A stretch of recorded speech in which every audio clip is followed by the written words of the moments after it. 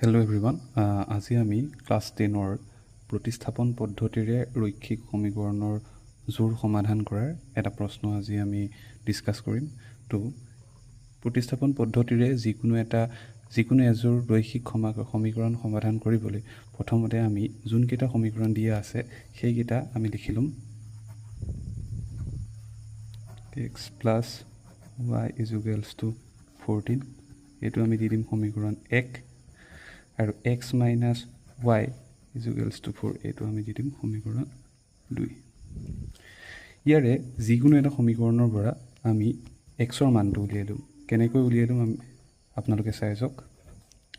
1ৰ পৰা আমি যদি xৰ মানটো উলিয়াওঁ, x plus y is to 14, এইটো আমাক দিয়া আছে। ইয়াৰ পৰা যদি আমি xৰ মানটো উলিয়াই লওঁ 14 মাইনাছ, এফালেতো yটো প্লাছ হৈ আছে, সমান চিনৰ যদি ইটো ছাইডলৈ লৈ যাওঁ ইয়াৰ মানটো কি হৈ যাব, মাইনাছ হৈ যাব। এইটো আমি সমীকৰণ 3 লিখি দিম। এতিয়া এই যি xৰ মানটো পালোঁ, এই মানটো আমি সমীকৰণ 2ত পুট কৰি দিম। xৰ মান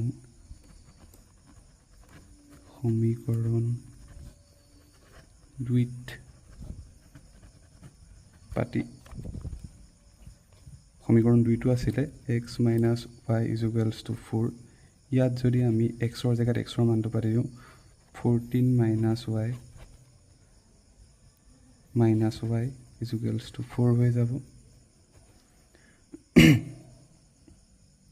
14 মাইনাছ y কি হৈ যাব, minus twice y is to 4 হৈ যাব।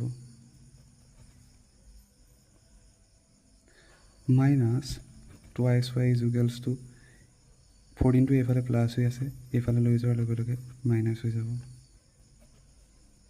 Minus twice y is to কি হ'ব, মাইনাছ 14ৰ পৰা 4 গ'লে থাকিব 10, মাইনাছে কেঞ্চেল হৈ যাব। ৱাইৰ মান হৈ যাব 10/2 ইজ টু 5। আমি যোনটো ৱাইৰ মান পালোঁ, সেই ৱাইৰ মানটো আমি 1ত পাতি দিম। সমীকৰণ যদি 1ত পাতি দিওঁ, সমীকৰণ যদি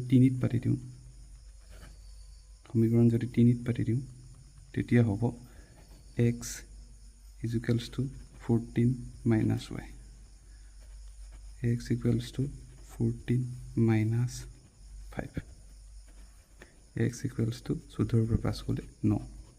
গতিকে ইয়াৰ উত্তৰ হ'ব, xৰ মানটো হ'ব 9, ৱাইৰ মানটো হৈ যাব 5।